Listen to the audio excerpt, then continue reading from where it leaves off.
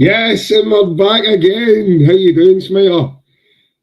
Friday night, and it's the Unrestricted View Goal Rush. How are we, mate? I'm not bad, mate. How are you? Yeah, not too bad. Not too bad. You can see, obviously, we're still sitting here with hoodies, and just for any of the people watching in, I will let you know why. Because we're still dealing with us, I'm afraid. It is -9 in Glasgow. So, -9 all over Glasgow. Frostbite everywhere. And Ange's not even done his hair. Imagine that. It's absolutely... That's when you know it's Friday night and I don't care attitude stuff. End of the week. Whittling down to the weekend, and hopefully what a weekend we've got in store, and kicking us off tomorrow round with this game against Kilmarnock, mate. I'm looking forward to it, mate. Back at home as well, so obviously not the result we wanted at the weekend, but we come out away from that, obviously still the exact same, nothing's changed, mate. So we get into this game again full of confidence, nothing's dented. We're just basically the exact same as we were. So as we said, we're at home.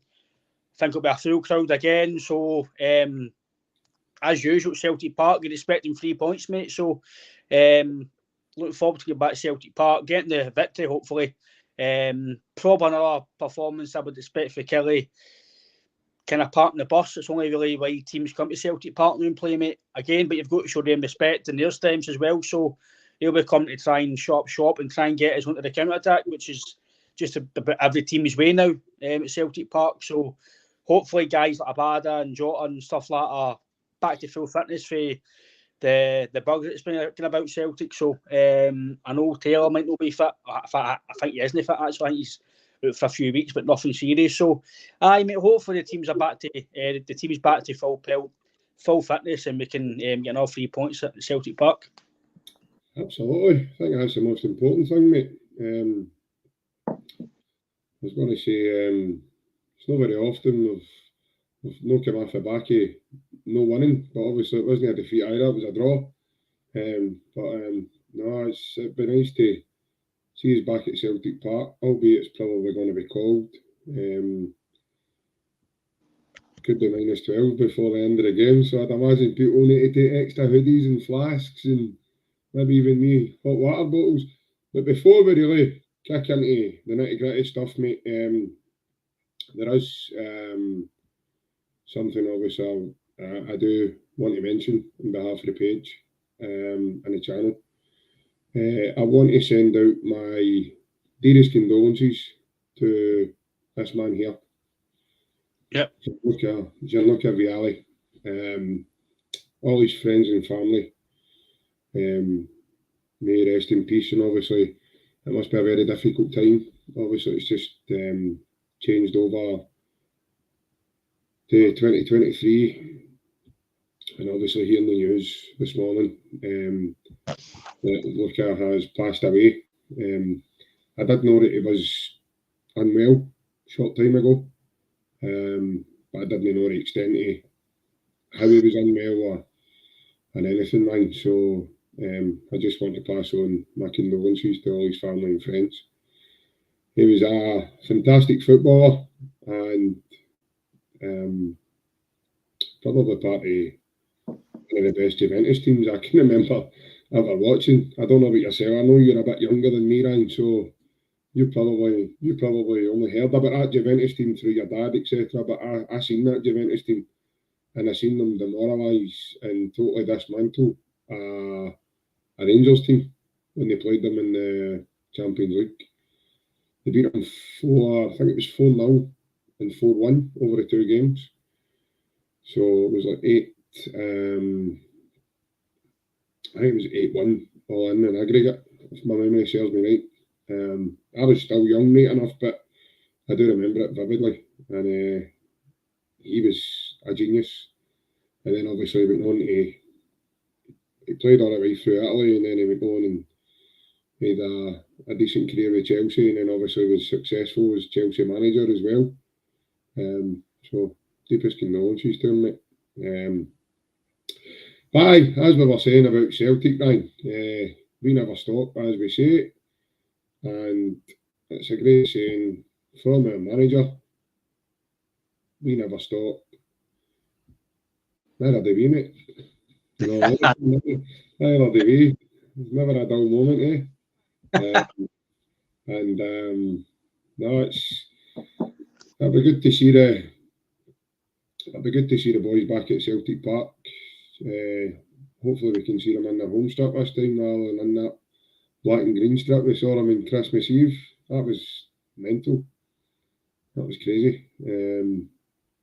And just as I say there with Christmas Eve, I mean, I actually expected the game at Christmas Eve to be very quiet, very not a big crowd, and there was really a lot more there that day than what I anticipated. I don't know about yourself, Ryan, but the new when you get into Celtic Park, there's just a real feel-good factor. It's just something in the air, the atmosphere, the ambience, everything that you want to kind of put together. It just seems to be really positive the minute you walk into Celtic Park, and you're kind of wondering, is it day to day where we're going to see the team go and score 10, or the day to day that the team are going to really dismantle and totally demoralise the opposition. And as you said earlier, Ryan, I don't know how many doings that is now. McInnes has took half of us as the opposing manager when he was at Aberdeen.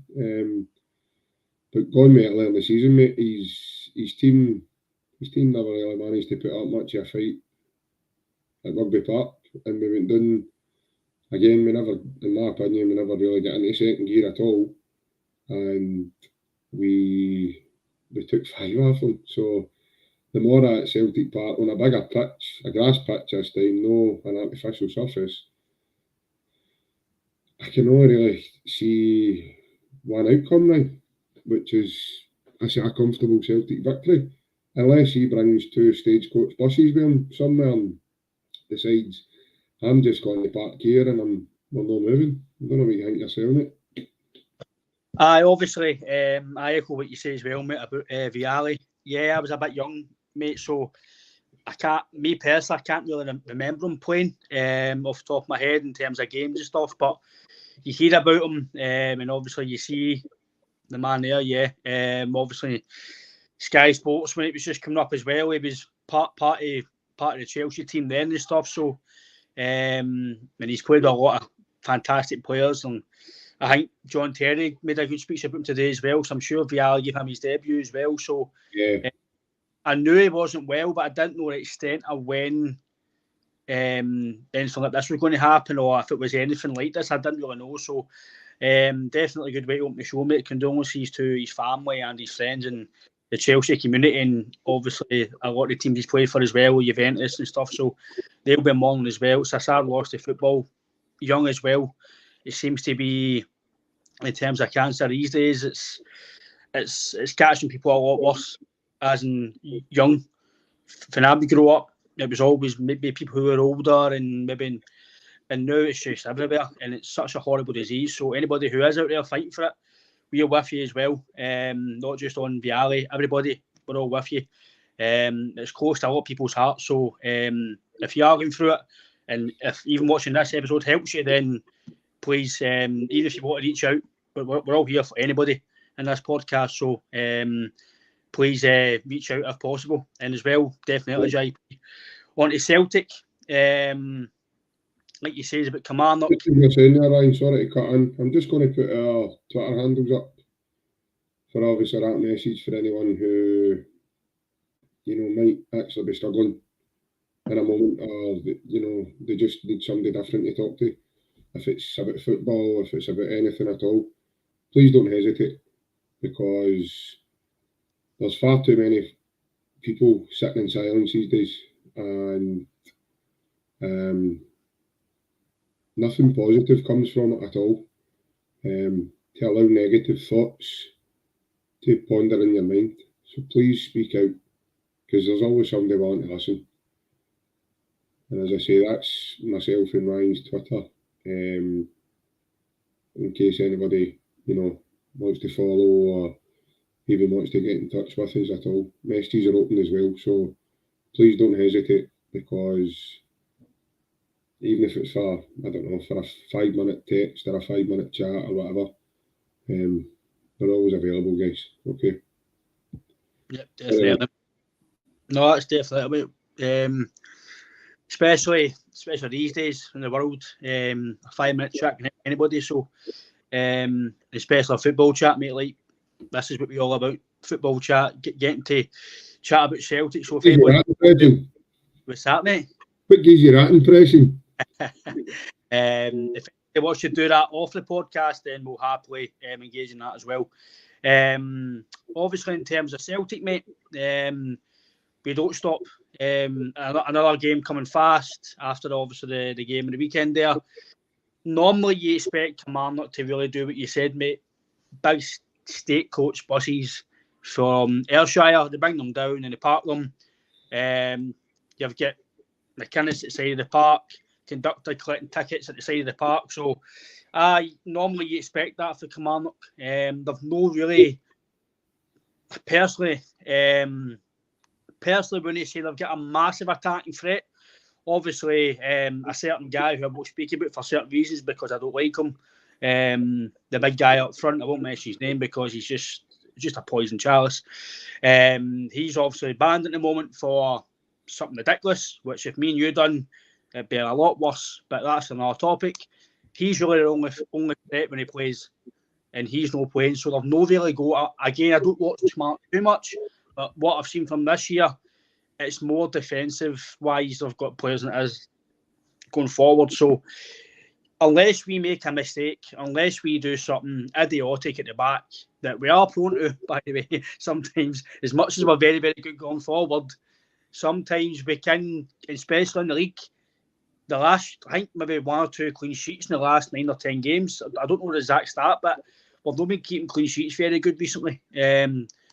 Back to Celtic Park, you expect a clean sheet, you expect a dominant performance, but as we all know, me and you said that about St Mirren and St Mirren Park, and then we end up on our podcast, so we're keeping a killy podcast and mate, forget this one, man.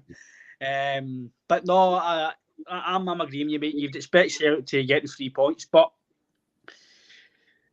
all stems as well as how the players are through the week of training. Is anybody still unwell and stuff? I'm really glad, by the way, as well, JP, that we didn't lose a game on Sunday, because you know what would it be like? Oh, Celtic players weren't well, it's an excuse. They battled back, to each, and then we came out and said, listen, they guys were fighting through, being no well. Some of them weren't in the squad because of it. But yeah, there was no excuses. We just went on with it, and we got a very good result at Ibrox. People might go, we didn't win, but considering the way the game planned out in the second half, I generally thought that we'd done very well to get back, because I'm being honest, the last 10 minutes, 15 minutes before we scored, I know we expect us to get a goal, right, but I was really thinking this could be a day without points, man. I was like, there was nothing really coming. I know you expect a chance, but I just didn't see anything coming. And then boom. And then obviously, I know we'll probably touch into the scandal that's happened for the last few days, but in terms of back to Celtic Park, mate, definitely hope for Jota's fit. Abada, my head is still in form. Not still in form, he is in form. He's playing very well. You can't drop him. I thought he was one of the star men at Ibrox.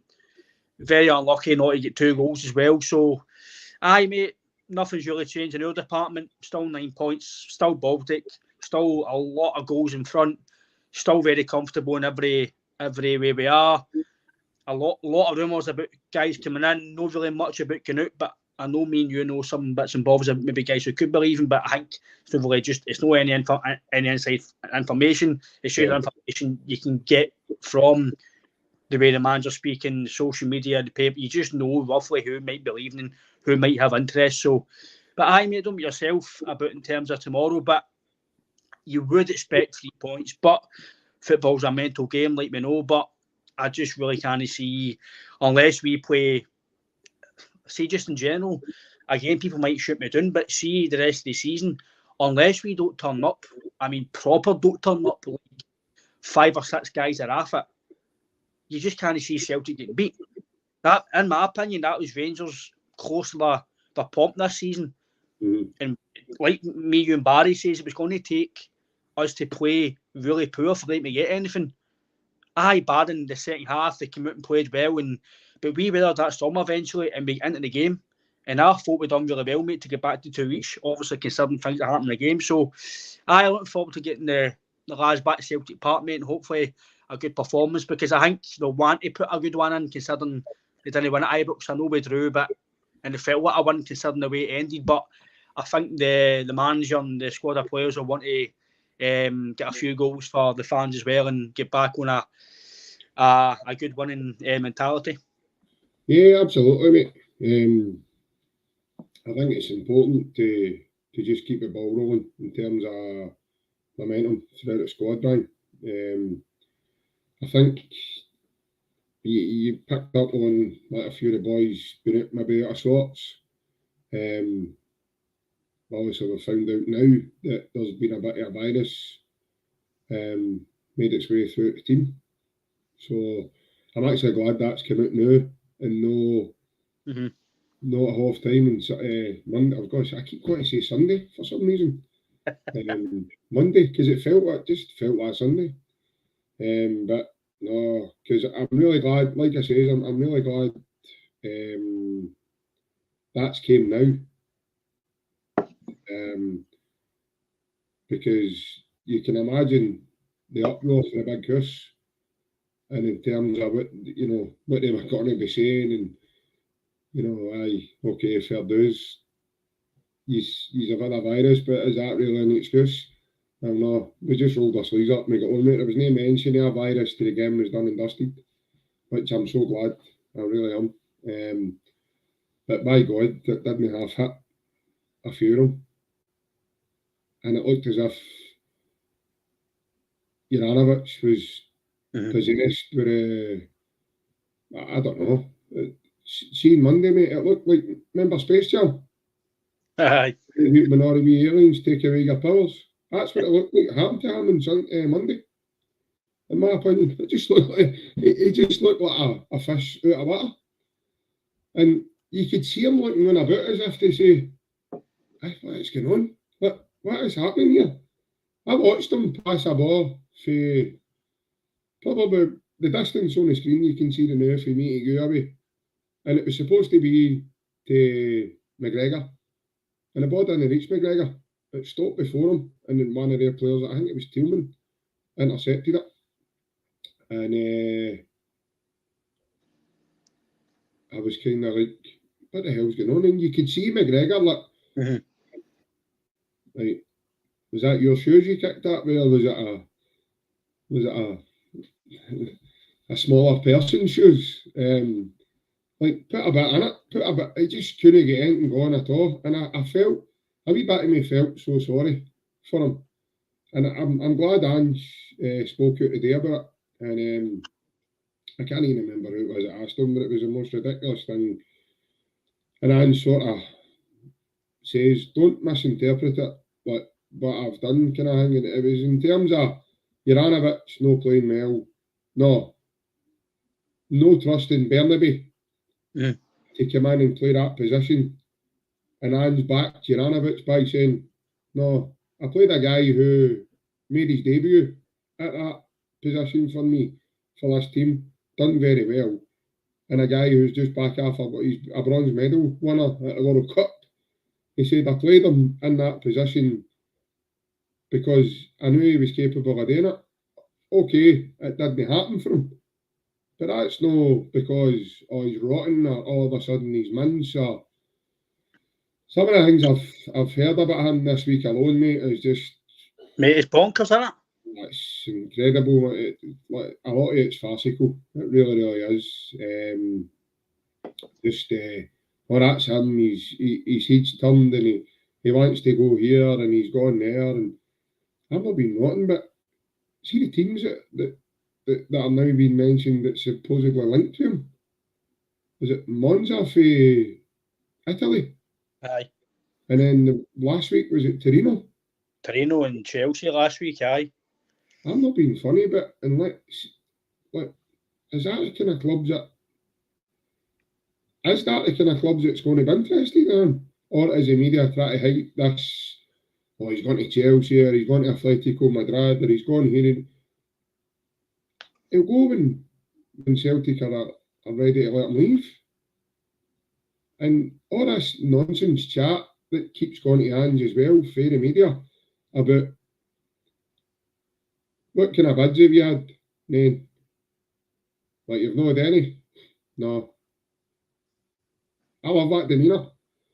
And so do you. I know you're laughing, Mike, but I love that. See when he just goes, no. Like you've not had any? No. No. And then she says to him a day, I can't remember, I think it was Alison, somebody. She says to him a day, I know. Oh no, is that her? I think so. What's your take on the Connor Goldson incident? And he just stopped her deed and went, it's a penalty. He said it's never no being a penalty. You don't need technology to tell you it's a penalty. And then I thought was, it's up there with Shut It, Fat Boy. Right, this is how funny I find this, and I hold it in high regard in terms of this. See, when he says there was only 2 shots, there was only 2 saves made on Monday. One for Joe Hart, the other one for Connor Goldson. I thought that was hysterical, mate. But I just, getting back to the game tomorrow, I'm looking forward to it because I want to see us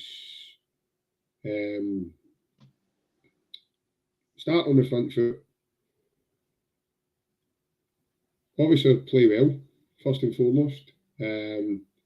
Don't let Monday dampen us anyway whatsoever, because again we're not any worse off than what we were.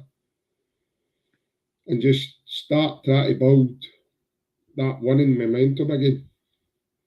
Because going with the way Ange was talking today as well, and obviously we'll get into that because I'm going to bring that up. It looks like Bernaby's ready to get his chance now and cover this period that Greg Taylor's going to be. So I think moving forward, obviously it'll be good to see Bernaby. It'll be good to see the progression he's made.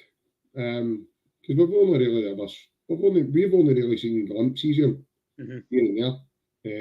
In my opinion, I don't think we've seen enough of him to say, right, over a period of games, can he sustain a level that Greg Taylor's been able to do for the beginning of the season? So I think it's going to be interesting as we move forward, especially Bernaby as well, because I think he'll need to take that chance with 2 hands. And when he gets that jersey, he kind of sends a clear message out to Greg Taylor in a case of, no, you're not getting it back as quick as you thought. However, what I found interesting, man, just before I bring you back in, mate, was Ange actually says he brought Bernaby in not to play him right away.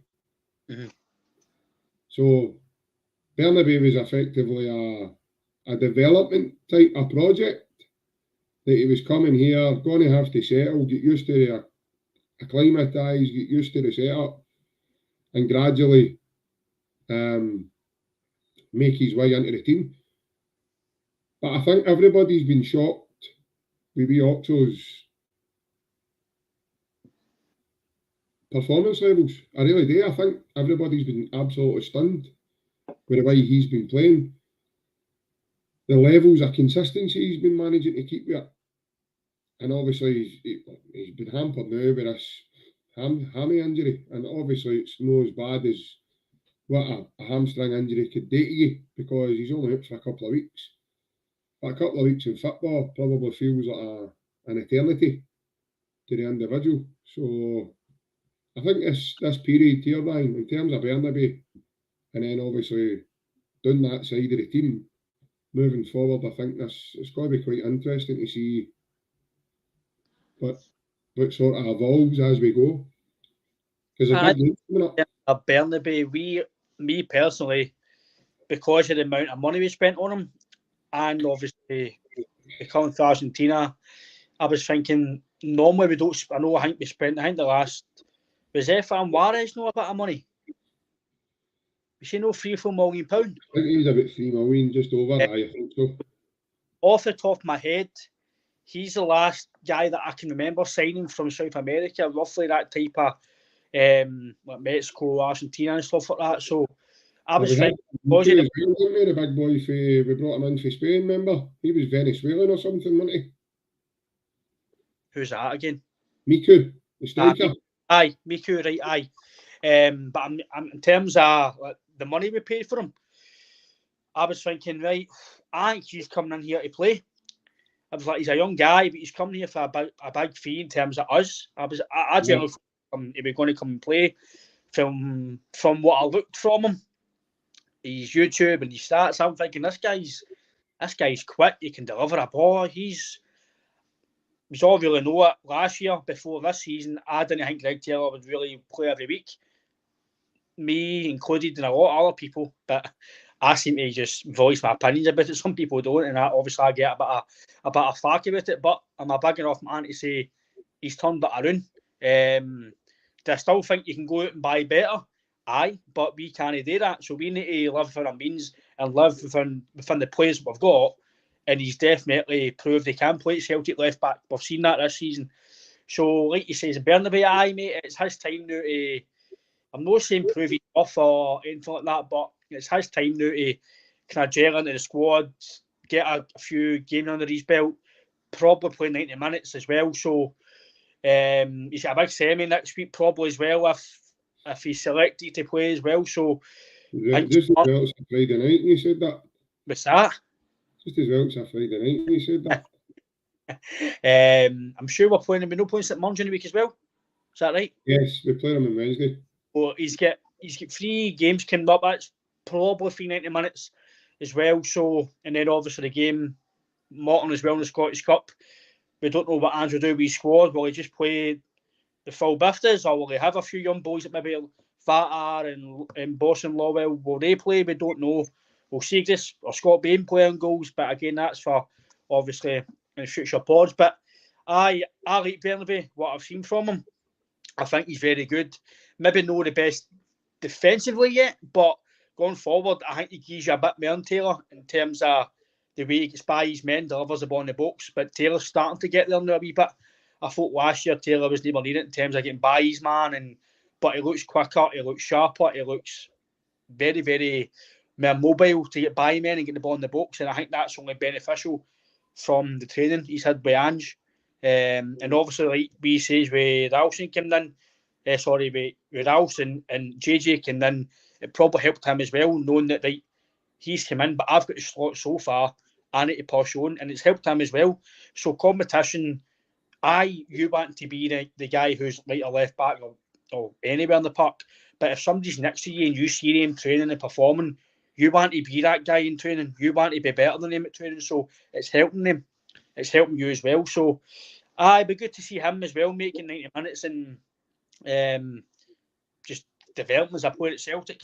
In terms of Ange's presser, mate, I thought it was superb. Absolutely brilliant. He's probably, again, we don't know what goes behind closed doors, but very rarely, the only really manager I've really seen call anything out at all, really, in a kind of way, is Neil Lennon. Because Neil Lennon is passionate.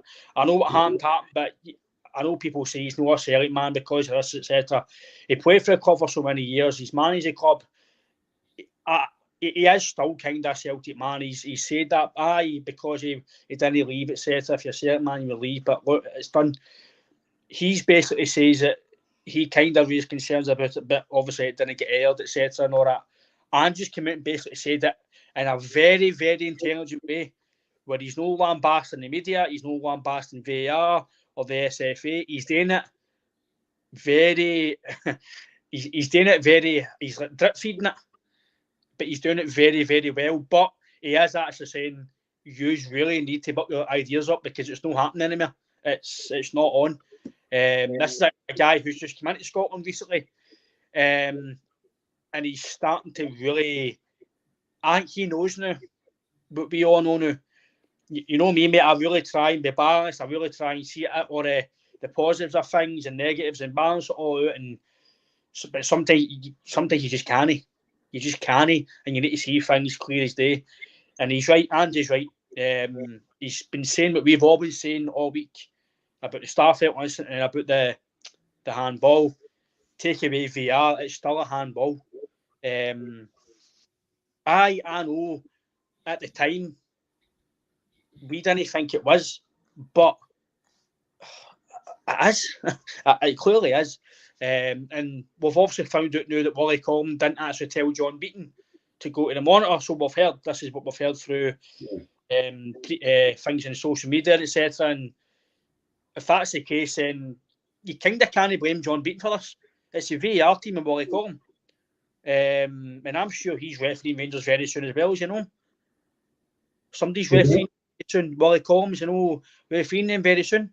I've seen. No, but he's a ref at our game a week tomorrow. That's what I seen. He's actually our ref for the Cup semi. That's it, sorry. I know I seen that today. He was refereeing one of ours or theirs game anyway. So he'll get a hostile reception. No doubt about that. So there's got to be something. John Beaton, he's kind of getting away with this now because he's been told, he didn't get told to go and look at the monitor. But this is what I'm saying. It's taking away the referee's decision. It's taking away the referee refereeing the match. You're the referee. They are assistants to help you. They're not there to tell you what to do. You're still the main man. They've got better views. They can only tell you what they think of you. The way I see it is, right, I don't know the full laws of VAR. Right? I will need to do a bit of digging because people are all saying different things about it. This is what it is, not it's this, it's that. So I just wish they put the laws of football or the way they see things back to the way it was when I played football years ago. Just put it back to that. If it hits your horn and you mean to go for it, it's a penalty. None of this, hurt his hair, it's a penalty. Just because it hits your horn doesn't mean it's a penalty. If you've no interest in going for the ball, you've no put an action to the ball, how can it be on ball if you're just running for the ball? There's got to be, like we have said the other day, there's got to be a transparency of what they're determining and demeaning what is a foul and a handball and a red card. There's everything just up in there now. And for me, JP, I think it's really refreshing what Ange has done. Like he says, it's comical what he says. No, no, penalty. It's short-worded answers, but it's getting them thinking. Yeah. He's gave me nothing here. I can't put a headline out. I can't write an article. I can't do anything about that.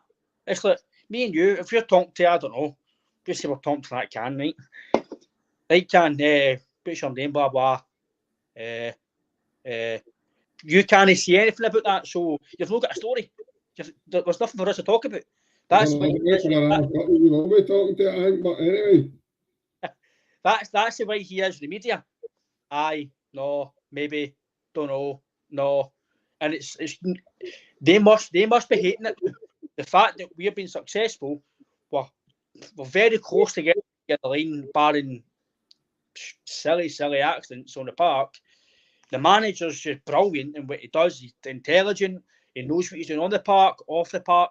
The players are striving with it. The fans are with the club and the manager. And like he says at the start of the pod, mate, there's a feeling about Celtic at the moment where nothing's going wrong. But everything's all rosy. Sometimes you're like, right, is something going to happen to make it no rosy? Because nothing in life goes so easy without a stumbling block. But like he says, mate, 9 points ahead. Everything's rosy. Players are getting back to fitness. You don't see the manager come out every 2 minutes and talking. You don't see papers getting articles about players and guys need to get fit and I'm going to get fit and prove he's wrong and I can't wait to wear my brown brogues. I can't wait to get my suit on and get me pumped up for the game. None of that. It's next game, 3 points. Next game, we win again. We keep going. We train hard all week and we go again. And that's just the way Celtic is, mate. We just keep going and we move on tomorrow and obviously the next 2 to 3 games, which I think it's another wee important kind of spell. I did say that if we stayed unbeaten going about the Christmas time, then I think the league would just be, it's further on, just about nearly there. I'm still sticking by that, but if you go through this, you win tomorrow, you beat St Mirren and you get through another final, your tails will be right up, man, right up. Yeah. Just before we go any further, a couple of wee comments have just come in. One for Red Scotland. Hail, hail, trips. Hail, hail, Hail, man. Thank you for messaging in. Red's also commented in regarding Bernabei, and I think he brings up maybe a very good point. He says, the language barrier will be murder for Bernabei. He's only a kid. He's in foreign soil. No other Spanish speakers in the club. That's a lonely place. Time needed there, as in he needs time to settle. To be fair with you, Red, Celtic have employed someone who's like a liaison officer. He's been with Bernabei since his arrival on a day-to-day basis, helping him to get around the place. And this liaison guy is actually from the UK and he knows Glasgow quite well. They have done the same with the Japanese boys as well. They actually hired the guy that initially came with Kyogo, and Celtic actually then took him on as a liaison guy to help these guys settle. Now that obviously, if you watched a few podcasts ago, Red Scotland, we were speaking about Barkas. I think it was last Friday night actually, me and Barry Bannon ran. We were actually speaking about Barkas and his settling time and all that. At the time, the club didn't have resources like that because of the whole COVID thing. And I think between the two scenarios, it's totally night and day. In terms of having these liaison guys there to help individuals settle into a new country when they're coming from so far afield. If it's somewhere like Japan or maybe Australia or around at the other side of the world, basically. I think the most important thing is to have someone here.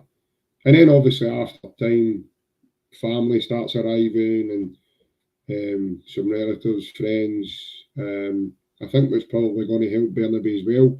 He's just about to become a dad, for maybe anybody that didn't know. So I think he's going to become a dad, and he's quite a young guy, as Red mentioned, Ryan, himself. And I think that'll kind of give him something to focus on as well, because he's just about being a dad's, for anybody who has one, it's the most enjoyable job in the world, but it comes along with difficulties as well. But I would never change it for the world. Everybody's probably going to say, their own, but I've got two of the best I could ever ask for, personally. But like I say, being a dad at any age, it doesn't matter whether you're young or older. I think what you need to do and what's involved in the role itself should have enough about to keep you focused, that's for sure, and keep your brain active enough that it keeps you out of trouble and or keeps you focused, because it's helped Tony Ralston as well. We've heard that that's why his career has changed for him, because him and his missus had a wee girl, and Tony actually did, I think it was on one of the documentaries, right? He does a chat with the guy Paul for Celtic TV. I've heard it 2 or 3 times now, mate. I don't know exactly where, but he tells the story there that the best thing that happened to him was having his missus having his daughter, because it changes your way, it changes your whole world, it changes your whole mentality, it changes everything about you. And like I say, for me, it was totally the best change ever. But for some, it can bring difficulties. It's a challenging time as well. So not only playing for Celtic is that challenging enough, he's now going to be a dad at a very young age. So yeah, but in terms of Bernabeu, I think he's got a great network now round about him, and I think his family, especially his missus and stuff as well. So, and obviously, I think I'm sure I heard his dad's here now. I think his dad, and then bit by bit, obviously, as you know, families start moving, and because this is a big thing for them as well. I mean, for what he's used to in Argentina, Celtic from the scale of the club he played for to now where he is, it's like probably going from, and people might go, you're talking through a hole in your head, or you're talking out your backside, or you're talking, talking a load of rubbish. Fair dues if you do. But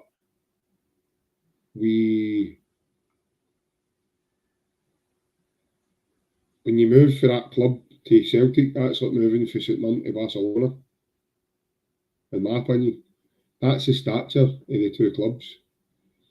So I really think, he's got all that as well. That's a big change in his life. He's probably fitter now than what he's ever been. I know he's a young guy.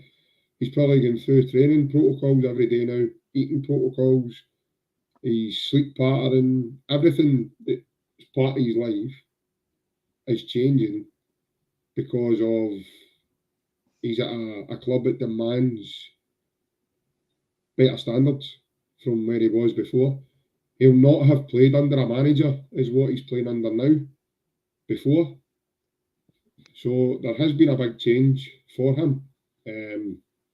But like I say, he's got a good network of people around about him, and hopefully that'll keep him happy and keep him performing at a decent level for us. Because now, as I said earlier, he's now going to get a big chance to come in and show what he's actually made of and what he's capable of on a week-to-week basis just now, because Greg Taylor's going to miss a couple of games now. So this is where you need to step up and be counted. It's either sink or swim, Ryan, I think. In terms of Ange's presser, mate, no, you're spot on. I thought his presser was unbelievable. I've seen comments today that it could potentially be his best sort of press conference if he became a Celtic manager. And just the way he handled it, the way he went about his business, it was as if he knew and preempted what they were going to say before he was able to give the answers. But he was well drilled, and he was ready. He was more than a match for those questions today, even if it was today. But he's a character, Big Ange, isn't he? He's a kind of guy. He kind of looks like a guy that you don't want to upset. Obviously, we've seen that video of him when he was the Australia manager punching the telly, and certainly won't be inviting him to any of my next shindigs in the house. That's for sure. In case he has one too many and can't get a taxi, and he takes his anger out on my telly. Sack that, as I say. But I handled himself brilliantly. I thought he was very good. And I think that's part of why the team feed off that as well. I think that's important, because when you've got a manager with a clear head, a clear identity, a clear sort of way that he wants to operate, I think that's why we're seeing fluency through the squad on a more regular basis. Because I read something today as well. I don't know if I had the chance to send you it. I don't think I did. And it was today with the Celtic have been off form now for about 8 weeks. And I thought to myself, well, if that's us off form, then I can't make it be hit for them, because we've not lost a game. I still think we've still hit for them. I know that sounds daft, but I don't think we've been amazing this year. I know you can't win. I know us as fans and people expect these players to be amazing every week and perform at high levels every week. It's impossible. Even Barcelona Barcelona players under Pep Guardiola, the odd game underperformed. Messi's no amazing every game. Ronaldo, these guys are no robots. They're human beings. They make mistakes. They can turn up and not play well, like we've seen in Sunday in the second half. They did turn up, that was the Celtic. But like you say, JP, we've lost one game out of 20 games or something in the league anyway this year. Yeah. So how can you say that I thought? Like, I'm being honest, I'm not saying this for a Celtic fan. I'm just saying this for, if you're neutral and you look at the league table, I'd be thinking there's about, I think it's 17, 18 goals, something like that ahead, 9 points. Jesus Christ, they must be superb, that team. But the way we're playing, in my opinion, we can play a lot better in some of the games I've seen, but that's as well that I'm going to use a bit of scenario here in terms of when one, I think he actually, I seen something the other day about him, Scott Sinclair. Can't mean if he broke a record or he hit a landmark or something recently when about this time a few years ago. On Scott Sinclair, for me, he's still the best impact signing I've seen at Celtic since I was a Celtic fan. I've never seen somebody come in like that, and so much quality and the hype, just everything about him was superb. When teams started to get wind of Scott Sinclair, he's kind of last bit of his second season, and obviously when he left, players kind of knew how to play him. They kind of were getting, he's got a step over. They kind of get wind of how he played, and I think that was a detriment to him not playing with us anymore, because teams got playing against him. When they first came in, you know yourself, JP, no defender in this country could love him. He was unbelievable. He was so quick, so sharp. One of the best wingers I've seen anyway in my time at Celtic. Phenomenal. So you can maybe use that as a comparison this year. Some teams kind of know how to play against us defensively. They'll park the bus, they'll frustrate us, but eventually, like we've said, mate, top players, the quality, it comes eventually at the top when you need it to come to the top, i.e. the end of the season, the big games, the games you need to grind out. Similar to Ibrox at the weekend, you're 2-1 down, the crowd's up on your back, your big players step up, Kyogo, Jota, these guys step up and they get you a goal. So, but in terms of us in form, I don't know who says that. It's probably some media article that obviously against us. So, I seen a comment as well, mate, about obviously the VAR, but Ange said in his presser about these things normally kind of even itself out. I'm agreeing with Ange. When is it going to even out? Because it's not even do it before VAR. So VAR's not going to change anything in terms of the way we're getting decisions. But I'm wanting VAR to change for the full of Scotland, no just for us, to make the game better. And I think it's like, is it 50 games or something with one defeat? How can anybody criticise the team? How? We might criticise, he played a bad pass, or we were underperforming today. But that's all just because we're used to us playing 3 and 4 goals and playing this flashy football, 1-2 touch. Doesn't always happen. We've been superb under Ange. Not one person can criticise the manager or the players. Not one person. If they can, that's an opinion. But in terms of my opinion, you can't criticise this team. Consider where we were 18 months ago, roughly. We were an absolute disgrace. As a fan base, we were against the club, obviously for right for reasons, but we were all a disgrace. We were all up arms. What's going to happen to the club? Who's coming in? Who we signing? Is Lowell leaving? Is Desmond leaving? What is going on here? We've not got a clue. And then within 6-7 weeks, all right, we've got good managers here. Oh, there's Jota. There's Vickers coming. By the way, here we're starting to get somewhere. And then look at us now. So nobody can criticise, especially media. They can't criticise us. So, in terms of Scotland, I don't know how long you've been watching or listening to us, but we've got an interview with Seba recently when Bernabei signed. I think he's part of the Argentina supporters club, Celtic. Yeah. And it was a very good interview that we done with him. He did mention that Bernabei wouldn't need time to settle, but he is a very good player and he'll bring something different to Celtic, a bit of aggression, a bit of quickness, speed, play. So if anybody wants to know more about Bernabei that they don't know about, we have got an interview with Seba I think it was a few months ago, about summertime, when we signed him. He said it was really informative, and again, another good interview we had, and it was kind of similar to Dan Orowitz from the Japanese sport.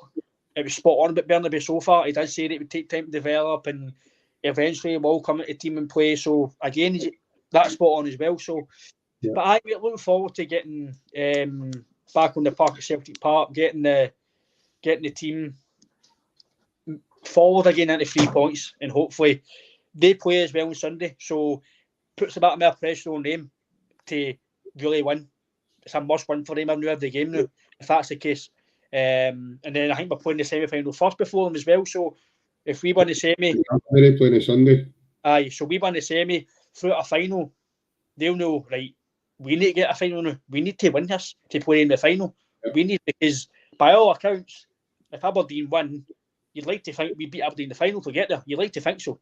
Through the laws of averages, Aberdeen don't really do well against us at Hampden. Then, apart from the close one against when Rogic scored, never really beat us at Hampden at all, really. Aberdeen have got a good record against us, so by the laws of attraction, the laws of averages, you would like to think we would win that. But again, since next week Kelly could put a massive performance and beat us. It's all hearsay in the moment. But looking forward to get back to the stadium, mate. Get to see us play at home again. And like you say, mate, we don't stop. No, we certainly do not. Just a wee comment on there, Ryan. They criticised us last year for our defence. We had the best defence in Scotland. It seems to be a regular pattern, Shelley, to be fair, that we're following here. Already we're only 20 games into the season, and was it 20 games tomorrow? What's that, mate? 20 games into the season, maybe? I think that's right, aye.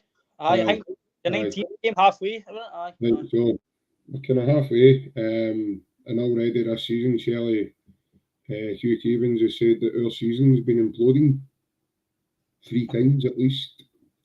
Every time he says it, we got the part and score. It's funny, how many videos now have we laughed at, Ryan, this season? And that guy just...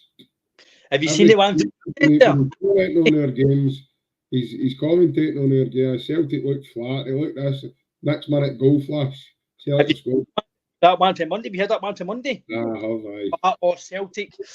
Don't look we're going to score. They don't look like they're going to score. Goal flash. And them in the studio just kill themselves laughing all the time at him. When are you going to learn to never write off Celtic? Never write them off. Never. I think it's just like I say, it's not something that we're dealing with. It's something new. It's something that's been happening for a long time. We're always written off. I mean, even at the beginning of the season, Celtic have just won the treble, and their tips really got that mob across the water. Celtic are just off the back of winning a quadruple treble. That mob across the water are tipped our favourite to win the league. I'm just going to put that up in here, actually, because I think a lot of this here, in my opinion, just isn't spoke about. Yep. With our fans. It really isn't, and I just don't see it anywhere. It's as if it's became a distant memory. Aye. Sorry to cut me, but I want to emphasise something you said there, definitely, in terms of the way the media are with Celtic, right? Celtic just got Brendan Rodgers, who was very close, apart from barring 2 or 3 games, would have won Liverpool and probably stayed there. Don't know how long for, but he would have probably stayed there for at least the next season. I think we were lucky to get him, considering he was out of management and probably wanted to get back and improve himself. We got him. We signed him Belly, Sinclair, Paul Toure, Craig Gordon was still there, guys like that. These guys were still there. He made these guys better. And then some of them are going, Rangers to win the league. Rangers to win the league. They're sending guys like Clint Hull. Are you joking? Clint Hull. By the way, no offence to Clint Hull, right? He had a very good career down south, and he was still a good player. He was all right when he came here, right? I know he scored at Celtic Park and all that, right? Better than Benny Hull. Guys like that, you know what I mean?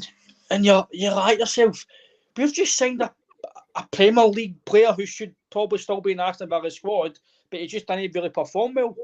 and we've got him for £4 million. We've got Dembele, who's one of the most up-and-coming wonder kids in the world at that time. 500,000 we signed him for Fulham. And then you're thinking to yourself, what planet are you on? Like, did these guys not actually do the proper research on stats and trophies and what these guys have done in their careers? I'm like, what makes you think that even last year, right? What we done was amazing, right? And then this year, the same manager, the same set of players, a different season, pre-season, new summer, another year with this manager, these players together, they're going to get better. You've just got into the Champions League, more money, you've got Jota permanently, Vickers permanently, you've signed, who we get this summer? You've got guys like Bernabei, but then they're tipping Rangers to win the league. And I'm like, what? You're not basing this on facts. You're not basing it on ability. You're basing it on a wee bit of an agenda here. Because see, if I was to say, that's like me saying, by the way, I think Aberdeen might win the Scottish Cup. I think Hibs might win the League Cup, and then I think Rangers might win the league. I'm basing that on guesswork because 9 times out of 10, the only reason other teams win the cup is if Celtic Rangers play probably the B team, some youth guys to get Celtic, mate, the last how many years. How many, like I said to the last podcast, how many years have we been at Hampden? Final after final, semi, quarter, no quarter. Semi-final. But yet you think Celtic only won nothing one season because they're barring an absolute meltdown. And I can't see that again. I say that now. I can't see something like that happen in the next 4, 5, 6 years because I think we're too well run at the moment. We're too well stabilised. We've got too much there for that to happen again. We've got guys on the board that know what they're doing. They're taking priority in terms of the manager and making sure he's happy with funds, etc. So, sorry to cut you in, mate, but I just had to get that across. I don't think, like you say, I think it gets forgotten about, but some of these guys are getting paid to spout absolute nonsense. Mm-hmm. See, another guy, I'm not going to mention his name because he's I know people might think this podcast is terrible, but his podcast is an absolute joke. Telling fans to shut up. You can't do that. You can't do that. Shut your mouth. You know what? I've just mentioned him. It was you and Cameron on that football podcast. Shut your mouth. You cannot tell anybody on a podcast to shut your mouth. You can't do that. That's like me telling you, JPC, you FCK cheerio. You can't do that. That's an audience you're putting out there. Doesn't matter if your opinion's wrong, it's right, it's wild. I might say, Barry, your opinion is wild, but I'm never going to tell you to shut your face. There's a big difference here. No, that's a bit personal, telling your viewers, shut up. You can't do that. Yeah, but I personally thought the language and the way he used it. Mate, crazy. Yeah, I thought that was pretty harsh. I thought he was banging the order. He worded it totally differently. And the one thing you can't do is when guys and women and etc. when they pay you good money to go and watch football, when you're an ardent fan with whatever team it is you support, you can't hoodwink these people. They can only comment for what they see with their eyes. So in my opinion, you cannot hoodwink these people. You can't tell these people they're wrong because they're the ones that have paid good money to go and watch. Whether it be a decent product or not a decent product at the time. The fans are well entitled to their opinions. And for a guy to sit on a big show on a Radio Clyde and actually sit and tell fans to shut their mouths is embarrassing.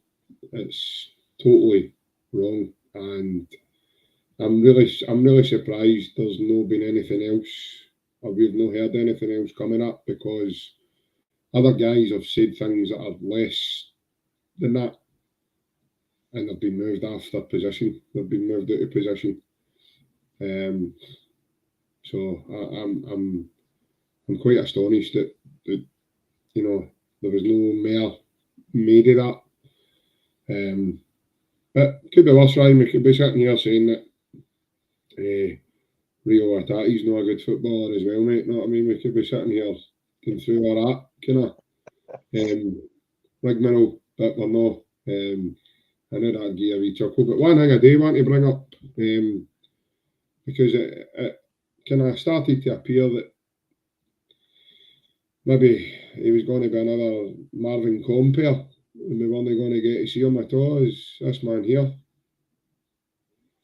Tomoki Iwata, from Japan.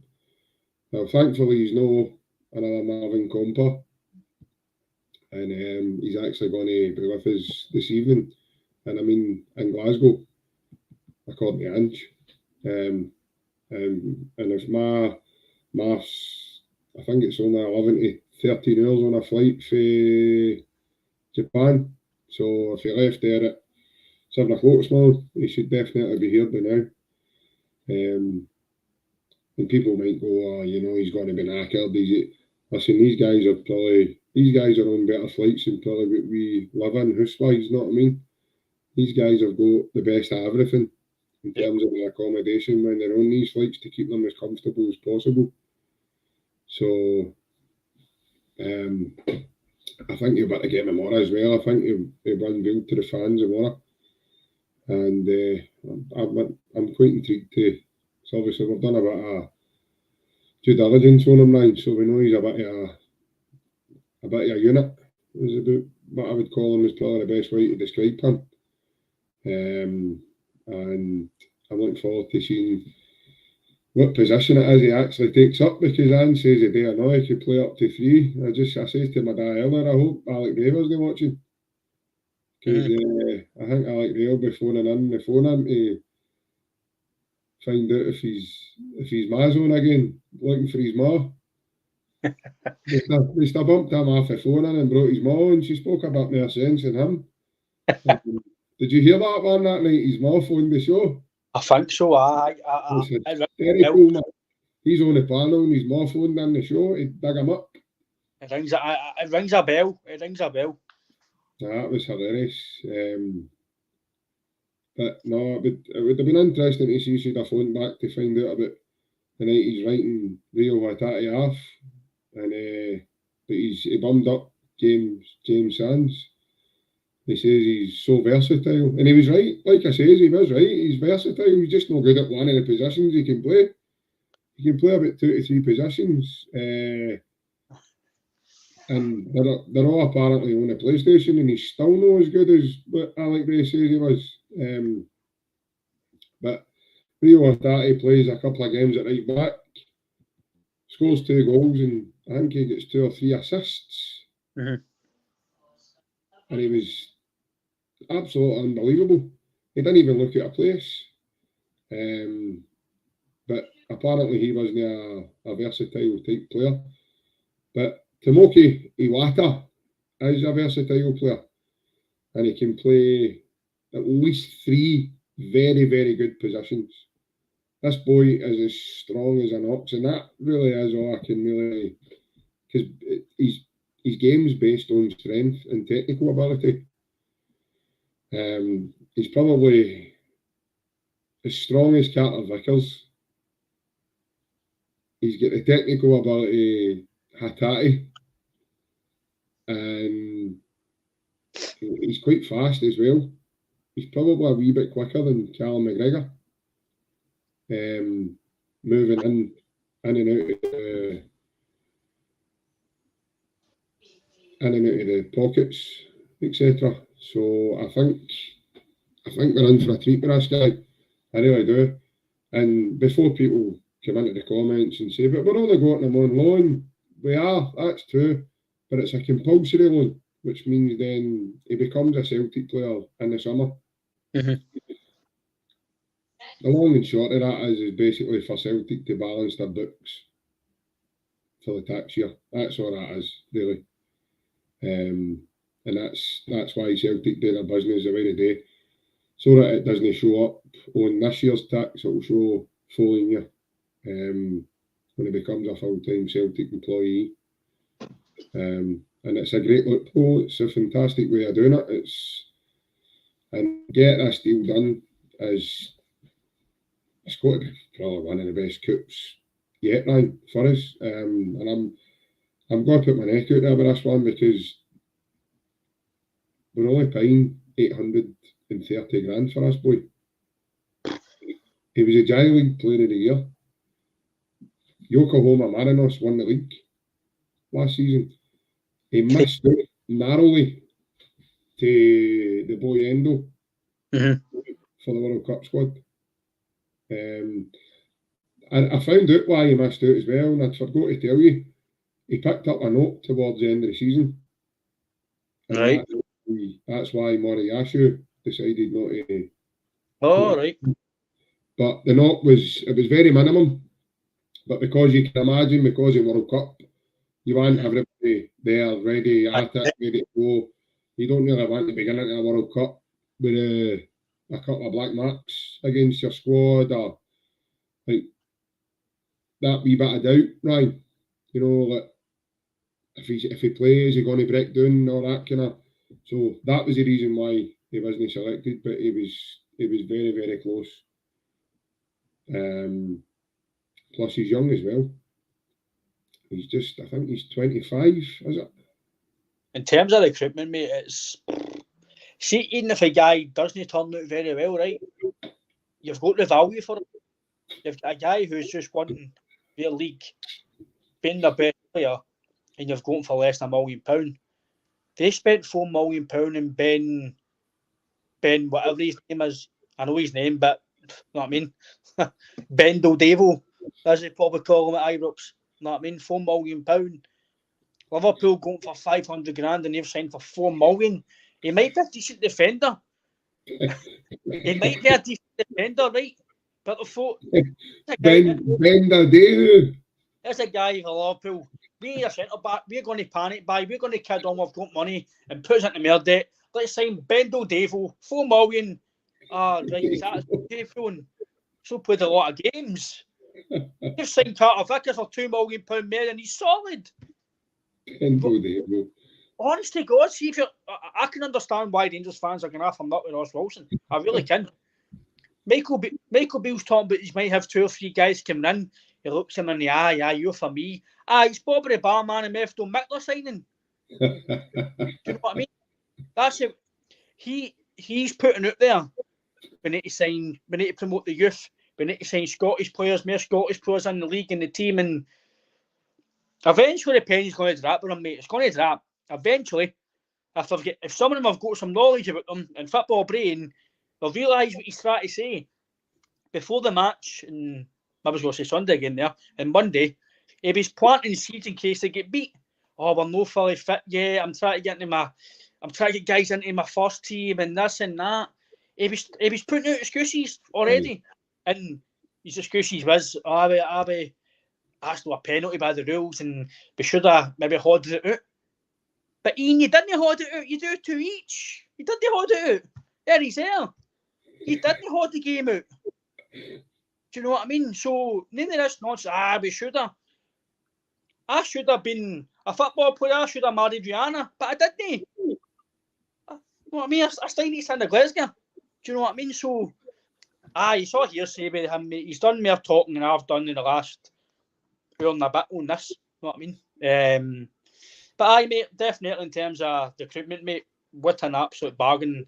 No matter what, if he's any good, if he's decent, if he's brilliant, in terms of obviously the value, phenomenal compared to Big Bendo Devo at Ibrox.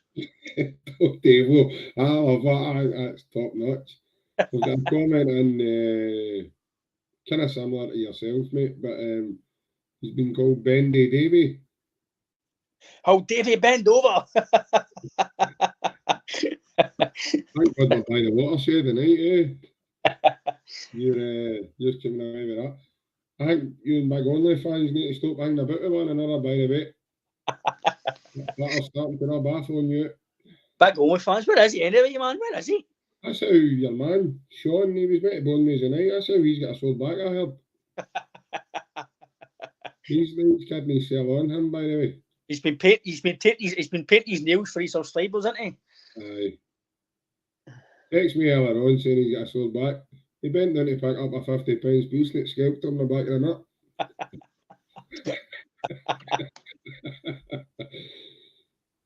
Brilliant. Probably sitting here watching us too. No, now this brings me to my favourite part of the show, and why we're here tonight, which is the goal rush. Gosh! Here we go. I know we're going to have to get a wee, maybe get you to do that on a wee recording, and we'll try and edit it so that it's a kind of instead of goal flash, try and turn you into Jim White or something. Instead of goal flash, goal rush. Goal rush, aye. Goal rush, aye. I've just got a photo put up with Hugh Keevans. By the way, instead the guy does the boxing, gets copyright. I want copyright for this. Me and you should copyright. Goal rush. Yeah, definitely. Aye, 100%. It's got to be done. And as I say, folks, we're at that point in the night now where it's a goal rush. And from last week, from the goal rush, you bear with me. Here we have that away now so you can see. So we've got some scores in from the guys that are watching as well. From Jason downwards, in fact. That's your scores from last week's games. I'll keep that up for another second, guys, in case any of you want to keep a wee note of it.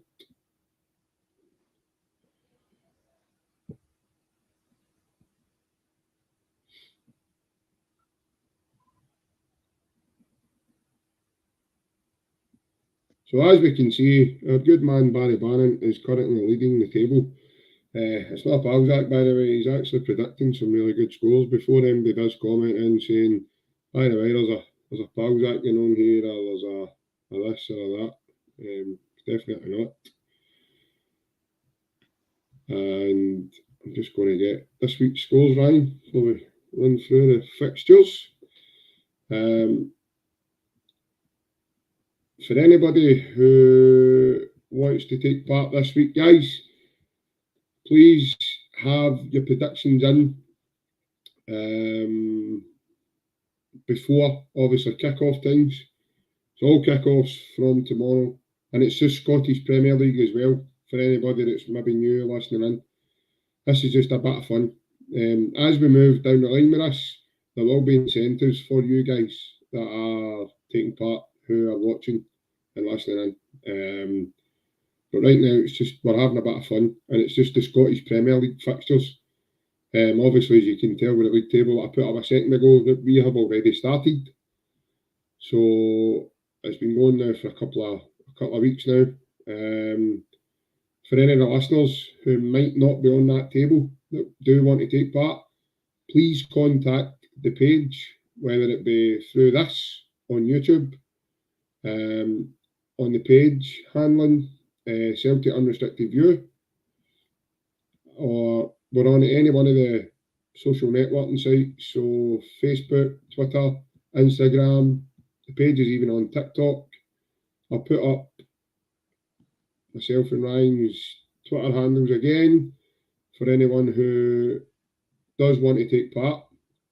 As I say, it's a bit of fun, and as we move down the line further into 2023, we'll be running incentives for you guys, and then obviously that week we won't take part because that's the week there'll be prizes and stuff going to be getting handed out for us, but we'll do that once every maybe 5-6 weeks, but that's going to be different. Just now, all you're doing is you're predicting which team you want to win, and obviously if it's going to be a draw,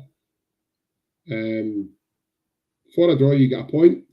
If you predict the correct team to win, you get 2 points for it. There's no scores, nothing, no goal scorers, nothing like that. So it's just basic team to win, team to draw, and what other team you want to get beat, obviously. So, and it's 2 points for a win and a point for a draw.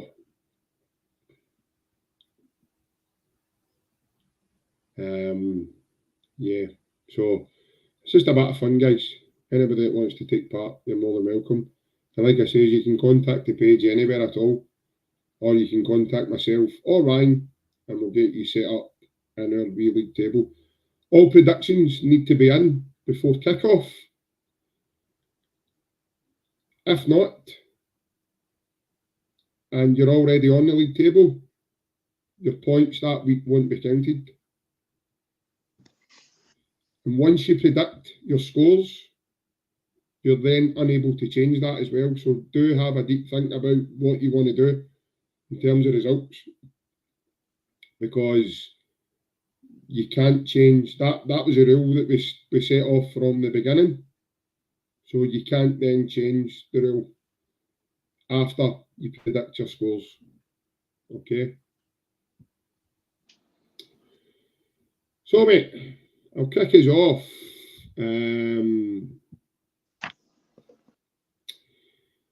We have, first up, we've got Aberdeen. They're at home and they are entertaining St Johnstone. A wee minute there, Andy Gray's taking notes. I've never seen that before. Writing some comments down. I'll say I'm going to go with Aberdeen.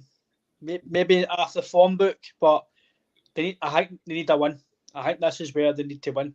We brought in, obviously, Graham Shinney and somebody else, I think, for MSK Zelina.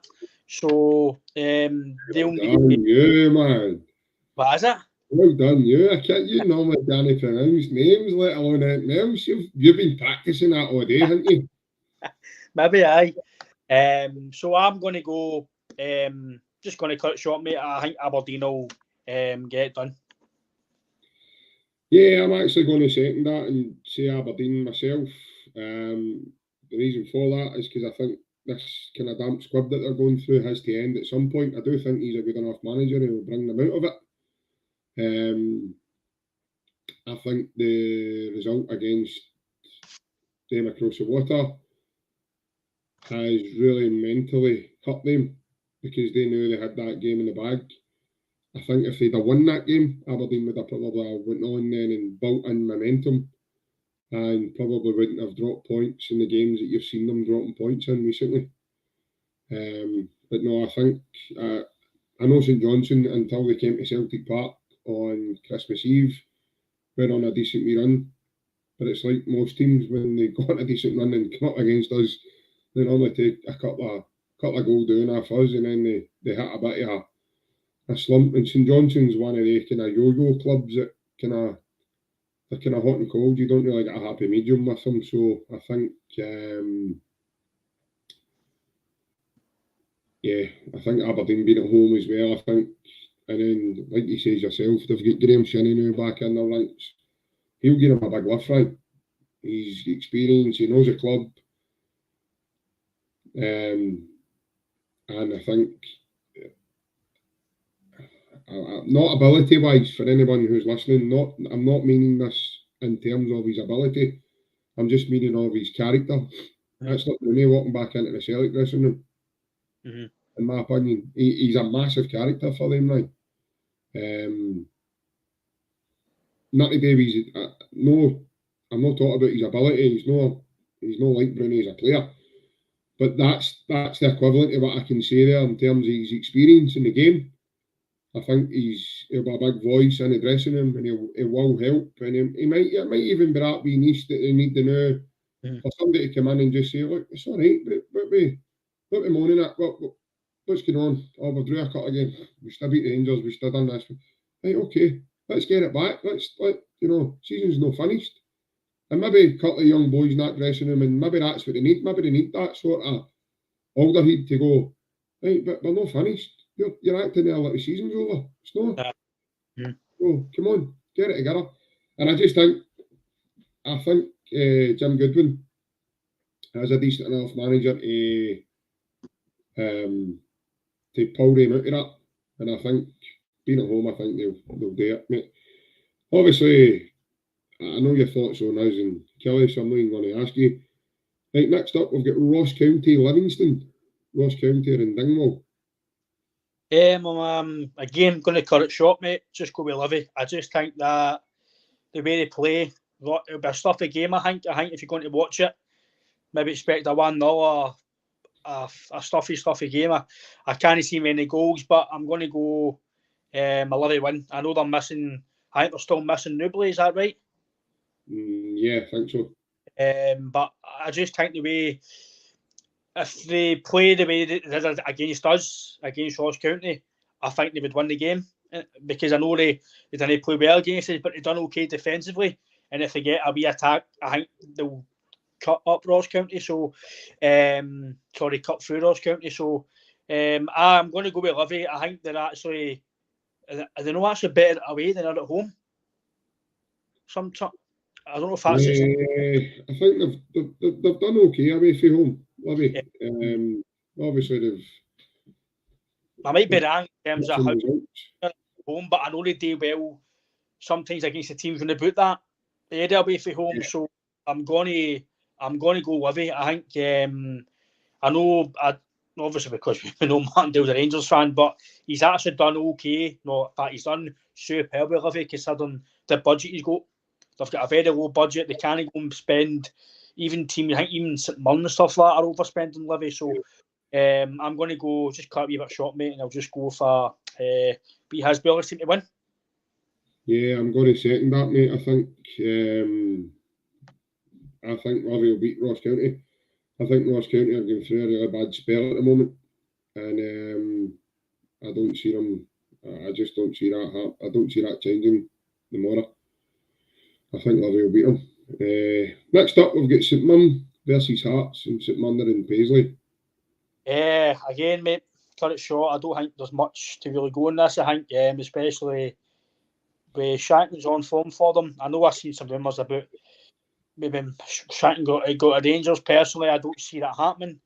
If I was a Rangers fan, I know he's done some really good work with Hearts. He's scoring goals. You can't criticise him in that sense, but going to Celtic or Rangers is a total different kettle of fish. It's not like you're going to be the main man at Celtic Rangers, or Rangers in this case. So, I wouldn't think so. If I was a Rangers fan and that's the guys we're trying to get to try and topple Celtic, then I don't think you bill him. I don't know about that. So, but in terms of Hearts, he's the captain. Obviously, best wishes to Craig Gordon. I hope he's got gets a speedy recovery. Been through some bad injuries myself, so I know how lonely it is, and it's hard. But he'll obviously get a big kind of community with Hearts in terms of the way the facilities. He'll be able to do his recovery very well. So hopefully he gets recovered very well, and I hope he can play again, because I know he's at that age now where it might not play again because of his injury, but I hope he can get back and play, because he's still get a season or two in him at the top level.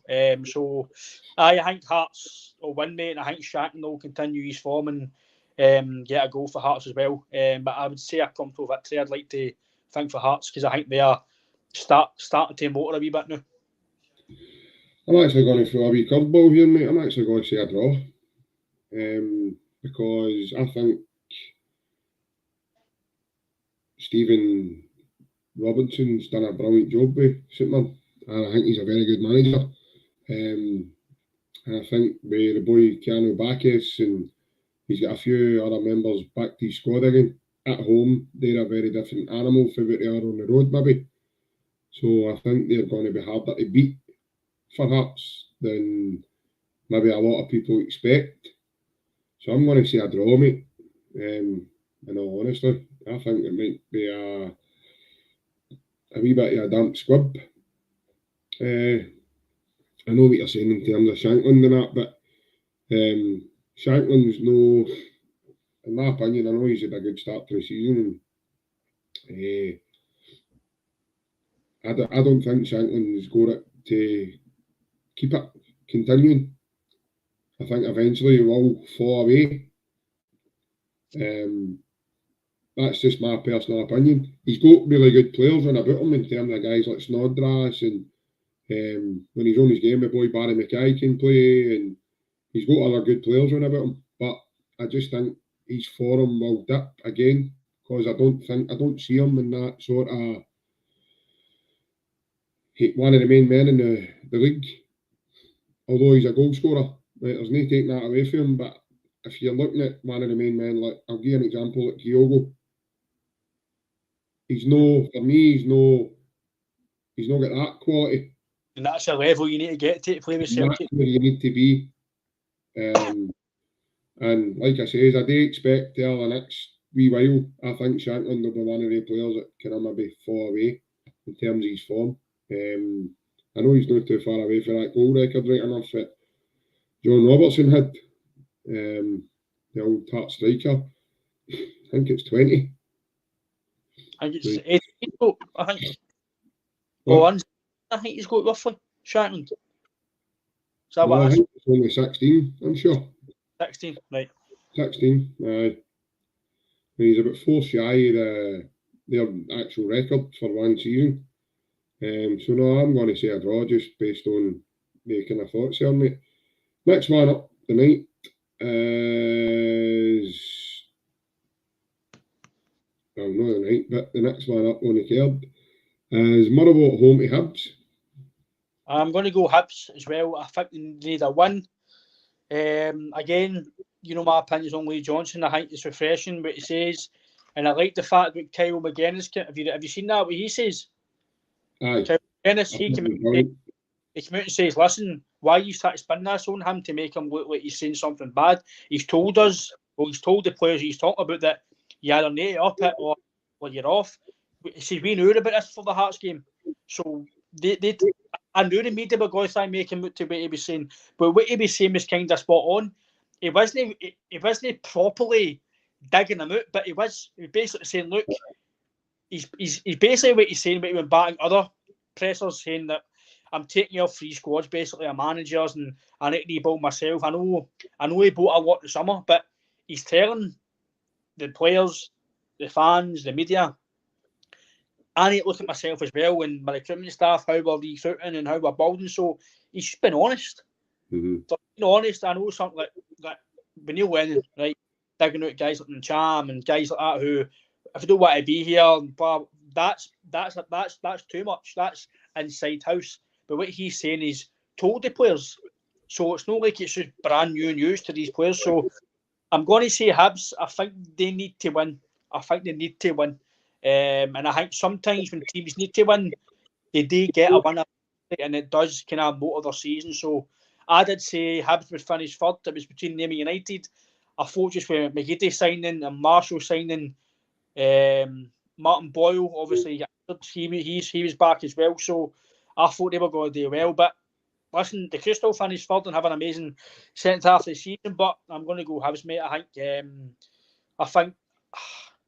I know I don't like saying Motherwell will get beat because our good friend William. I don't like putting William's team down, but I'm going to say Hibs. I think Hibs will just have, obviously, Motherwell have made Butler recalled, obviously, Louis Moult. He's not had a lot of game time through injury, which is a shame because he was a good player, still is a good player for that level. Is that why he's been recalled now?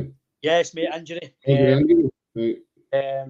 I've done a wee bit of digging, mate, and it was due to obviously injury and stuff. I think Button have called him back. He's not getting game time, and Lobby obviously he can't get fit. I think that's the basis of why he's back. So they'll be one striker down. Van Veen's been doing very well, but I just think Hibs will have enough, mate, to get the victory. I'm going to second that. I think Hibs again are one of the teams. I think they've got a good manager there. I really do. I think he speaks brilliantly. People are going to think I'm crazy here. I do think he'll come good. I think he'll be good time. I think he's going to need these young players in to play the way he keeps talking about the entertainment side of things and the way he wants to play.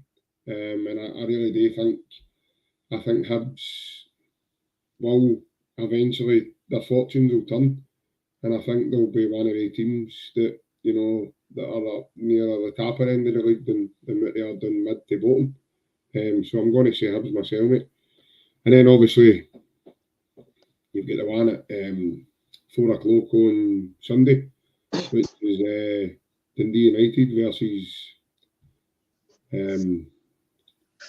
that other team. I can't even remember their name. Aye. Do you know what people are going to say because you're a Celtic fan?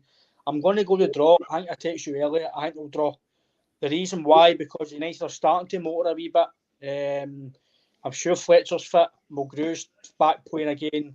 I'm sure the boy Levitt's playing. I might don't quote me on that, but he's still a good player. Rangers, if we win on Saturday, which I'd like to tomorrow we will, they are going to be where I think if they're no winning by half time, might get a bit nervy. But again, listen, I'm probably just saying this maybe with a Celtic hat on, they might go beat United comfortably. But recently, they've not done too well at Tannadice. They've not played amazing football at Tannadice. Contrary to us, we kind of do well at Tannadice now. Yeah. In the past, there was sometimes we struggled in terms of 1-0s and all that, but recently, especially, I know we drew the last game with Kennedy, but that was a damn squibby. The season was finished. Normally in a competitive season, we normally do okay there. We've had some very good times. I know we drew one each last year, but we won the league twice with Hesselink scoring as well. So we've had good joy there. In terms of recently, from my recollection, my mind, you might be able to make me tell me wrong, but they've not played too well there, Rangers. At Tannadice, so I'm going to go to draw because I think United, they'll want to know is obviously, I can't see Rangers beating them 9-0, right? But Beat them up there, didn't they? they'll not want a hard defeat again against the Glasgow teams because that was an absolute sickener for them. I know it was because we were tremendous. I can't see Rangers playing like that. If they do, fair play to them, but I think United might get a draw, mate. I think they're starting to get a wee bit more impetus in their play under Foxy, so I'm going to go a draw. Aye, I'm going to second that. I think I agree with you. I think their form has been very, very good of late. I think they've worked very hard. I listened to Stevie Crawford's interview yesterday. I seen it, and he goes on. He talks about how hard they worked to the break, how things were,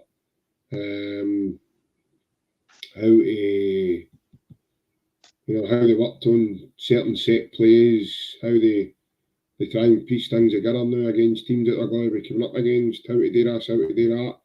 Speaking to the boys about obviously blocking out everything that's happened at the beginning of the season, because mentally, mate, they took a doing when they get beat Ern Holland, and then obviously we beat them 9-0. I think a lot of their players took a doing. Like he says, I know. I mean, they've got the boy for. They've got boy up for Wigan. What's his name? McGrath. I think he's a sensational player, mate. You've got the other boy that was it, them across the water and all. The kind of wide player. What's his name? Maybe that's St Johnson as well, the boy. Murphy, Jimmy Murphy. No. What's his name? Hold on. Oh, Glenn Middleton. Middleton. So they've got some really, and they've got Tony Watt there and all. So they've got some firepower themselves to really sustain a goal. And the boy Levitt can bang a ball off a lampshade, mate. Know what I mean? And again, he was at the World Cup with Wales, albeit he was playing with a team that maybe didn't do that well at the World Cup. But he has that experience under his belt as well. So no, I think a potential banana skin for them. If obviously VAR doesn't have anything like a mind date saying all of a sudden and start issuing things that they're not supposed to. I mean, it wouldn't be like it to do that, know what I mean? But as I say, mate, no, that was kind of short and sweet, mate. Just the way, I was going to say, just the way I like them, but just the way some people like them. the way some people like them, aye. And that brings us to the end of our Goal Rush show. Goal Rush! Definitely going to need to get you edited saying that through through, I don't know, through some sort of thunderbolt or something, a sound of a rocket or something, or hopefully it's the one that goes right up Juranovich's backside for tomorrow, but no, mate, obviously that's the last bit of the pod, mate, so moving forward, mate, what's your thoughts and obviously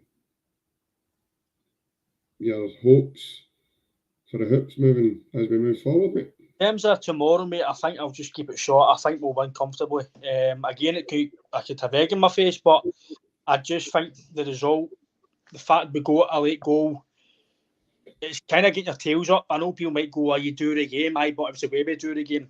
We were kind of down and out in the second half. We didn't really look on the score. And then, boom, that happened. All the stuff with the VAR. I think Celtic will want to put a bit of statement out again and go, listen, forget about VAR, forget about whatever. We're still the main team here. We're still the main men. I think they'll go out and put a performance in. Again, I'm big on performances. I know people might think, if you draw the game or you get beat, but see if you play well, you can kind of take a balance for it, right? I know we get beat, but we played well. If you play well, results always come. So your performance is always going to be good. So sometimes when you win 1-0, I'm like, that game wasn't very good. I wasn't happy with that. I know we got 3 points, but I wasn't happy with that. And I've came away with Celtic Park a few times this year. We were very stuffy today. I know we got a win, but you don't come out deflated. You just come out like, I expected something different today. But we all know, Jai, people played football at a decent level. You know, it doesn't always happen that way. It doesn't happen that way. You can turn up one day and be amazing, and for 3 weeks you can underperform and still win games. So for me, just win the game, mate. I think just win the game. Obviously, I want a good performance, but win the game and go 12 clear, and then see what they can do on Sunday and see how their mettle is. If they're up for the chase, if they're up for trying to even get anywhere near us again. So, and obviously, St Mirren during the week again. No matter what happens tomorrow, you expect to win at Celtic Park on Wednesday. I think we won one as well, didn't we? Aye, just for this Celtic team, mate, you don't go into any football game expecting to lose, but with this Celtic team under Ange at Celtic Park, you just expect us to win. I know that's maybe silly because you've no divine right to win any game of football, but you just feel that there's something at Celtic to do, and the good times are there. You just feel you're turning to Celtic Park to see a performance every week, and it doesn't always happen, like we've seen. But going forward, mate, I think that's a big week in terms of us, mate. I think it's maybe a bigger week than some fans maybe realise. I think if you win this, you're 12, obviously, barring the result on Sunday. If you get another 2 victories a league and you win another semi, you're through to a final. That's going to make your squad better in terms of confidence and another final to look forward to. So maybe guys who maybe think about leaving, or maybe guys who they're again take that away what I just says, their heads have been turned and they're maybe thinking about what is it for me to be here, to win the league here, to go elsewhere for money, etc. But if they go through another final, I've got a final to play for, by the way. I've got another Rangers game to play for. I've got another Rangers game. It's another thing to keep guys here maybe into summer. Again, people might think I'm maybe talking with my bum, but for me, trophies is king. You can have all the money in the world, but when I played, I was all about winning trophy. I know I didn't play at that level, but trophies is what you want. You want to bring silverware. You want to tell your grandkids, and by the way, look what I won. Money's amazing. It's brilliant. But money isn't just you can be happy having money. But within a money, you can be absolutely doing the dumps with money. Money and doesn't determine your anything. But with trophies, it's always there. It's always in the Hall of Fame. It's in the trophy cabinet. It's always there that you've won that trophy. So I think it gives guys an incentive as well, JP, like guys like Bernabei, maybe Jackie Marcus, to try harder, get in the team. You've got a final to play for. You've got another few good games at Celtic Park. You've got every game at Celtic's big.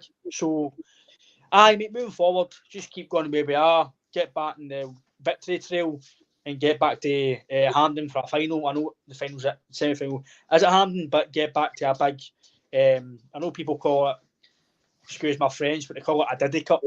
It's not a Diddy Cup. Every cup's a cup in Scotland. It's part of the treble. That's another thing, mate. you get through to that, you're close to a treble again. Aye, it's a big jump to go and win singles, doubles and trebles, but you're through to another final, maybe another treble, maybe in the horizon. So, aye, mate, good times at Celtic Park, and don't know what you think, mate, but just keep going forward, keep progressing under this manager. There's really nothing, in my opinion, mate. There's no ceiling for this Celtic squad now. It could be 12 points, 15, or like people might go, oh, you're overconfident. No, I'm confident in my team, my manager, what I see. And you can only see going one way if we play to what we know. And I think that's what it will be this week, mate. I can see he's got another final. I can see he's getting 6 points and just moving forward. Yeah, totally, mate. I'll just echo what you say. Totally. I think this week's. I think when you play for Celtic, Ryan, every week's a big week, but I think that's the demands at the club and the demands it's put on you from supporters and obviously the standards the managers set and everything else. But just as you were saying there about big performances, we're looking for one for tomorrow. I think we're going to need to go something to find a bigger performance in this year. I really do. I think that's got to be one of the biggest performances I've ever seen at Celtic Park in my life. Big Bobby Boucher, the water boy, sitting down for a wee toilet break here. There's no other explanation for it. I mean, that is just hilarious. But talk about performances, mate. No, you just want to see us kicking on and building momentum again and getting us used to winning games. Not that we're not used to that already, but you know what I mean. You want to come back off a draw and bounce back to a home win. And let's not make it nervy. Let's try and, start with the right tempo. And that all comes to preparation, in my opinion. And hopefully that virus that went through the squad, etc., has managed to find its way elsewhere. And that way we can get back to playing. What you've said there, spot on, mate, in terms of preparation. Preparation before everything's the be-all and end-all for me. Yeah. We might have not trained well last week because they're obviously illness, but we don't see that. So we don't know how the guys are training. If they're a bad week, if they know well, and that does affect you. For me, anyway, I didn't play that level, but see if I didn't train well 1 week, I'm getting in that game thinking, I've not trained well all week, I've not felt well, I've not been to the gym, I've not done well. It plays you in mind, but if you've trained well all week, you've ate well all week, your household's been fine. Yeah. This game, your mindset and you're focused. So I totally agree with you, mate. Preparation is somewhat like cash. Cash is king, preparation is king. Yeah, definitely. And it's part of your tools, it's part of your makeup, it's part of your tools and that sort of line of work. So you prep well, performance levels are high on the day. And it all comes down to proper sleep patterns, everything. It's not just turning up to play football. You need to turn up to play football and be in the right mindset to do it. If you're not, then it affects your performance, will be affected one way or another. And people just think, you know what, he gets paid thousands of pounds, and I'm fed up hearing that nonsense. Doesn't matter if you pay a guy thousands upon thousands or pay a guy a £5 an hour. Depending on the type of preparation for that event and what way it's took place. Yep. The guy that's on a £5 an hour isn't going to be motivated with thousands upon thousands of pounds because that's what he's used to. Mm-hmm. And probably came to a background that he's never really had that much to even focus on. That's all right, because when I go and check my net, my bank balance in my account and hit display balance, it's going to show thousands upon thousands of pounds in my bank. That's not what football players are just there to do. Mm-hmm. They're not there just to gain finance for it. They're there to play the game they love. They're there to work hard and train and put on a show for the teams that they play with. Sometimes people go, it's a business. It's a business when it comes down to supporting your family, etc., and everything else. But when you're prepping, when you're at training, especially under, well, you can imagine training under Big Ange. You train under him, it's a big demand that's put on you straight away, and there'll be no different tomorrow, whether it's St Mirren, Kilmarnock, Real Madrid, Barcelona. Doesn't matter who you're playing. It's the same way we prep for every single game, and tomorrow's no going to be any different. And that brings us to the end, mate. For anybody listening in, thank you very much. Watching us, thank you very much for tuning in tonight again. Your good man there, Andy Gray, as I call him. He wasn't playing bingo there, by the way. He was taking down all the scores and predictions that people were putting in the comments. Or maybe no, maybe he was actually playing bingo and he'll tell me once we finish. I don't know. Aye. Penalty bingo for us on Sunday. Penalty bingo. You write down your numbers to see what minute of the game it's going to happen. Right, I see. So, all comes out. Truth all comes out and you're on the Cotterberg alcohol-free cans of juice, I call them. Alcohol-free, by the way. Alcohol-free, aye. No, thank you very much for everybody that's listened in and watched us tonight again. Anybody that's no done so already, subscribe to the channel. All you do is you go onto our YouTube channel, Celtic Unrestricted View, and you just click subscribe, hit a wee bell, and you'll get a notification whenever the page goes live. It's totally free, isn't it? We don't charge you any money whatsoever. And anybody that doesn't know how to do it, all you need to do is maybe set up a wee email address and a password that you, as an individual, remember obviously what that is going to be. And that's what happens anytime you log in. You just you'll be notified once you do it once. You'll be notified when your page goes live or when it's ready to go live. And you either get to see my big smiling face or Andy Gray sitting there smiling away like a Cheshire cat. And as I say, we're on all social media platforms as well, Facebook, Twitter, Instagram, TikTok, pages on TikTok as well. Yeah, so don't be a stranger. Reach out if you need a chat for anything at all. Yep. Me and Ryan are quite approachable guys. We're friendly enough. Just depends on many alcohol-free beers he's had right enough.